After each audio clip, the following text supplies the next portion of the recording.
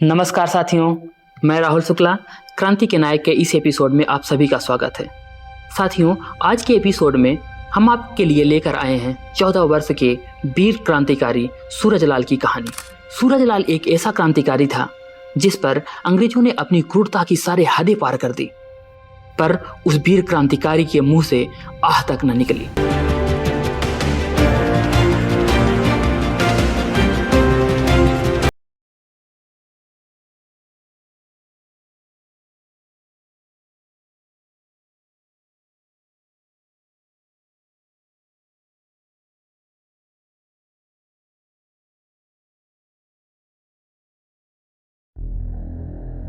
वर्ष 1940 उत्तर प्रदेश के बलिया शहर की कचहरी में एक 14 साल के बालक को हथकड़ियां पहनाकर लाया गया और वहां मौजूद सभी लोगों की निगाहें उस बालक की भोली भाली सूरत पर टिक गईं। सभी लोग यह जानने को उत्सुक थे कि आखिर उस बालक का अपराध क्या है। लोगों की इसी उत्सुकता ने उन्हें मजिस्ट्रेट के कमरे में जाने के लिए मजबूर कर दिया और मजिस्ट्रेट के कमरे में दर्शकों की अच्छी खासी भीड़ जमा होने लगी। फिर जब बालक को मजिस्ट्रेट के सामने पेश किया गया तो सरकारी वकील ने मजिस्ट्रेट से उस बालक का अपराध बताया। सरकारी वकील ने कहा, माय लॉर्ड, ये बालक सूरज है। इसे व्यक्तिगत सत्याग्रह का नेतृत्व करते हुए पकड़ा गया है। गिरफ्तार करने से पहले पुलिस ने इसे भाग जाने का आदेश दिया था, लेकिन यह बालक भागा नहीं, बल्कि यह पुलिस से ही उलझ गया और इसने एक सिपाही के हाथ में इतनी जोर से दांत गड़ा दिए कि उसके हाथ की नस कट गई और उसके हाथ से खून की धारा बहने लगी। मजिस्ट्रेट ने बच्चे की भोली सूरत देखकर उसके अपराधों के बारे में सुना और फिर पूछा, सूरज, तुम्हारी आयु क्या है? सूरज ने कहा, 14 वर्ष। मजिस्ट्रेट ने चौंक कर पूछा, इतनी छोटी आयु में सत्याग्रह की टोली का नेतृत्व करना आश्चर्य की बात है। सूरज ने शालीनता से जवाब दिया, इसमें आश्चर्य की कोई बात नहीं है। मैं सत्याग्रह का केवल संचालन कर रहा था। सत्याग्रह करके मैंने कोई अपराध नहीं किया है। मैंने किसी को कुछ नहीं कहा, पुलिस को भी नहीं। पुलिस के लोग बिना कारण ही मुझे गाली देने लगे और मुझे पकड़ लिया। इसलिए मैंने अपनी बांध छुड़ाने के लिए उसके हाथ पर दांत से काट लिया। सूरज की साहसी बात सुनकर मजिस्ट्रेट ने कहा, पुलिस के साथ उलझकर तुमने बहुत बड़ा अपराध किया है। सरकार के खिलाफ जुलूस निकालकर नारेबाजी करने के लिए तुम्हें कठोर दंड दिया जा सकता है, लेकिन फिर भी ये सब यदि तुमने नादानी में किया है तो तुम क्षमा मांग लो और सीधे अपने घर चले जाओ। तुम्हारी उम्र अब भी जेल की यातनाएं सहने की नहीं है। जज की बात सुनकर सूरज की भौहें तन गईं। वह निडरता से बोला, क्षमा? क्षमा किस लिए? जब मैंने कोई अपराध ही नहीं किया है तो क्षमा क्यों मांगू? मजिस्ट्रेट ने सूरज की भोली सूरत देखकर उसे एक बार और समझाया, लेकिन सूरज ने किसी भी हालत में क्षमा नहीं मांगी, जिसके बाद मजिस्ट्रेट ने सूरज को 9 महीने के कारावास की सजा सुना दी। 9 महीने बाद सूरज जेल से सजा पूरी करके बाहर आया। सूरज ने जेल में ही वह एक कठोर निर्णय लिया था कि जेल से मुक्त होते ही वह अपना सारा जीवन भारत माता को अंग्रेजों की गुलामी से मुक्त कराने में लगा देगा। इसलिए जेल से छूटते ही वह कांग्रेस के संगठन कार्य में लग गया। भारत छोड़ो! फिर 1942 की क्रांति शुरू हुई, जिसमें अंग्रेजों ने सभी नेताओं को पकड़कर जेल में डाल दिया, जिसके बाद छात्रों और युवाओं ने आंदोलन की बागडोर अपने हाथों में ले ली। स्कूल और कॉलेज बंद हो गए। छात्रों ने सरकारी भवनों पर तिरंगा फहराना शुरू कर दिया। आजादी की लहर अब सभी युवाओं में दौड़ गई। सब के सब क्रांतिकारी बन गए, जिससे अंग्रेजी सरकार बौखला गई।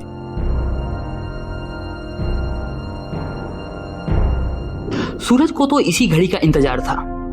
जेल में रहकर उसने जो कठोर निर्णय लिया था उसको पूरा करने का अब समय आ गया था। सूरज ने अपने कुछ साथियों को इकट्ठा किया और अगले ही दिन जुलूस निकालने का निर्णय ले लिया। दिनांक 10 अगस्त सोमवार को दिन निकलते ही छात्रों की एक टोली का नेतृत्व करता हुआ सूरज बलिया की सड़कों पर निकल पड़ा। सबकी जुबान पर एक ही नारा था, अंग्रेजों भारत छोड़ो, महात्मा गांधी की जय, वंदे मातरम। पुलिस ने जब छात्रों की टोली को नारेबाजी करते हुए देखा तो उन पर लाठी चार्ज किया, जिसमें बहुत छात्र घायल हो गए।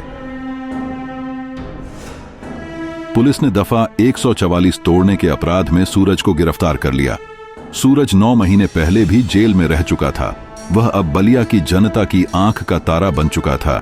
इसलिए सूरज की गिरफ्तारी के तुरंत बाद जनता का जमघट थाने के सामने इकट्ठा हो गया और सूरज को छुड़ाने के लिए नारेबाजी करने लगा, सूरज को रिहा करो, सूरज को रिहा करो।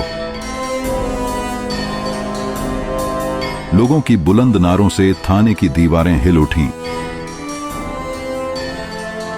जनता के आगे सरकार को झुकना पड़ा और तुरंत सूरज को जेल से रिहा कर दिया गया। सूरज के रिहा होते ही छात्रों का हौसला बढ़ गया। बलिया के सभी स्कूल और कॉलेजों के छात्रों ने अपने घायल छात्रों का बदला लेने और क्रांति के लिए अगले ही दिन जिला न्यायालय पर तिरंगा फहराने का फैसला कर लिया। दिनांक 11 अगस्त को लगभग 15,000 छात्रों और युवाओं का जुलूस जिला न्यायालय की ओर बढ़ चला। एसडीओ मिस्टर वायस ने जुलूस को रेलवे क्रॉसिंग गेट के पास रोक लिया और लाठी बरसाने का आदेश दे दिया, जिसमें सैकड़ों छात्र घायल हुए और बहुत सारे छात्रों को गिरफ्तार कर लिया गया, जिसमें सूरज भी गिरफ्तार हो गया। सूरज को थाने में देखते ही मार्स स्मिथ बोला, वाह, अभी तो तुम्हारे साथ ही छुड़ा ले गए थे, तू फिर आ गया। तू नहीं मान सकता, आज सबसे पहले तुझे ही ठंडा करूंगा। यह कहकर उसने सूरज को नंगा किया और बेंतों से उसकी चमड़ी उधेड़ने लगा। छोटे बालक की कोमल त्वचा पर बेंतों की मार से देखने वालों का भी दिल दहल गया। सूरज की कमर, पैरों और हाथों से खून बहने लगा, लेकिन इन यातनाओं को सूरज ऐसे सहन करता चला गया जैसे कि उसे दर्द का एहसास ही नहीं हो रहा हो। सूरज की प्रबल सहन शक्ति को देखकर मार्स स्मिथ बोला, इतनी यातनाएं सहकर भी इसने आह तक नहीं की, फिर यह मरेगा कैसे?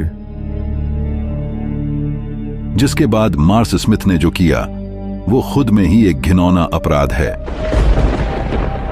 मार्स स्मिथ ने क्रांतिवीर सूरज के नितंबों को संगीनों से छेद दिया। ब्रिटिश साम्राज्य के इतिहास के पन्नों पर स्मिथ ने कलंक की ऐसी कालिमा पोत दी जिसे कभी नहीं धोया जा सकता है। मैजिस्ट्रेट ने सूरज को 7 वर्ष के कड़े कारावास की सजा सुना दी। सूरज को सोनवरस की जेल में भेज दिया गया।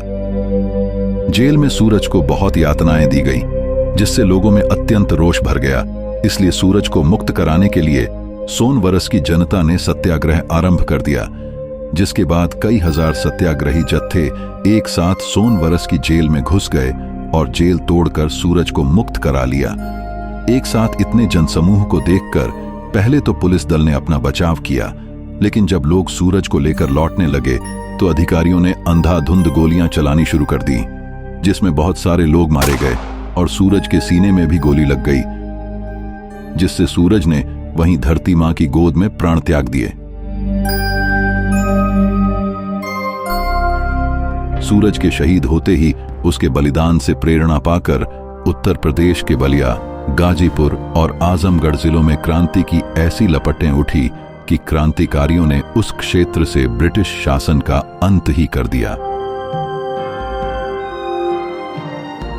साथियों, एक कर्मयोगी सन्यासी जिस राह पर मृत संजीवनी का जल छिड़क देता है और जिस राह से निकल पड़ता है, वह राह तीर्थ बन जाता है। उस समय बलिया की एक जेल तीर्थ के रूप में परिवर्तित हो गई थी, जहां पर कर्मयोगी सूरजलाल ने यातनाएं झेली थी। राष्ट्र को सूरजलाल जैसे क्रांतिवीर पर गर्व है और हम उनके सामने नतमस्तक हैं। तो साथियों, आज के लिए बस इतना ही। मिलते हैं एक नए एपिसोड में नए क्रांतिकारी के नए कहानी के साथ। तब तक के लिए नमस्कार। वंदे मातरम।